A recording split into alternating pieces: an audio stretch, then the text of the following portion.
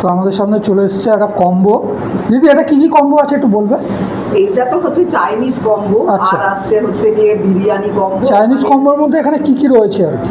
এখানে আছে veg chowmein, veg chowmein, দুটো মোমো, দুটো মোমো, চিকেন মোমো, চিকেন মোমো আছে, মোমো আর দুটো চিলি চিকেন। Chilli chicken. এটার কি দাম থাকছে দিদি? এটা হচ্ছে 100 rupees। আচ্ছা 100 রুপিস। আর এইরকম কোয়ান্টিটি মানে সবাই পাবে তো? কোয়ান্টিটি সবাই পাবে, সবাই পাবে, এর মানে জন্য না, এটা সবার জন্য। সবার জন্য।